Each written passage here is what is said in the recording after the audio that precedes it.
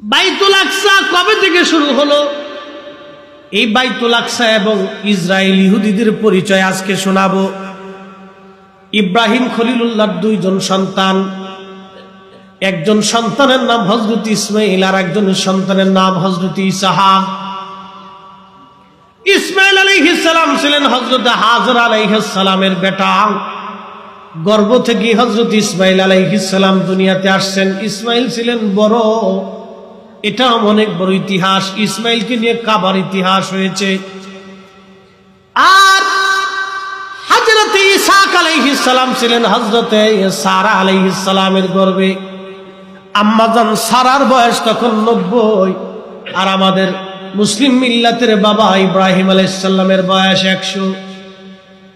তখন আমার আল্লাহ পাক হযরত আম্মাজান সারার গর্ভের সন্তানের সুসংবাদ দিলেন।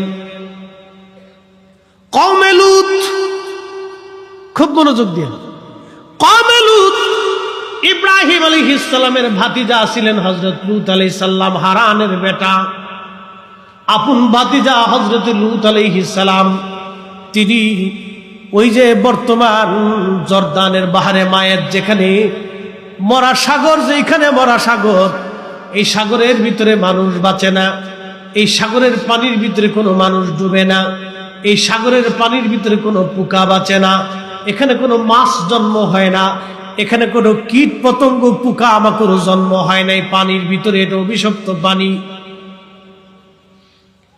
কওমে লূত, লূত আলাইহিস সালামের জাতিরা তারা বলৎকার করত, অর্থাৎ তারা তাদের আচরণ ছিল পুরুষে পুরুষে তারা সমকাম করত, আর নারী নারী সমকামিতা, এটাকে বাংলায় বলো সমকামিতা।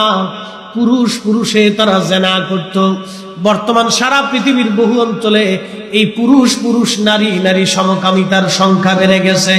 এই সমকামীরা পৃথিবীর বিভিন্ন দেশে তারা আন্দোলন করে।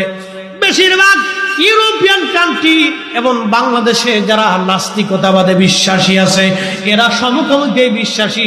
তার ভিতরে বাংলাদেশের একজন বর্তমানে বিশ্বের বিরাট বড় সুদখোর, তার নাম ইউনূস, ডক্টর ইউনূস, এটা সমকামিতায় সমর্থন করে। আল্লাহ ওদের থেকে জাতিকে হেফাজত করুন, জোরে বলেন আমিন। প্রিয় মুসলমান, এই সমকামিতা করত কওমে লূত, লূতের কওম। বর্তমান জর্দান, বাহরে মায়ের জর্দান, ওমান, ফিলিস্তিন, সিরিয়া আর লেবানন, এই অঞ্চলটাকে আগে বলা হতো শাম।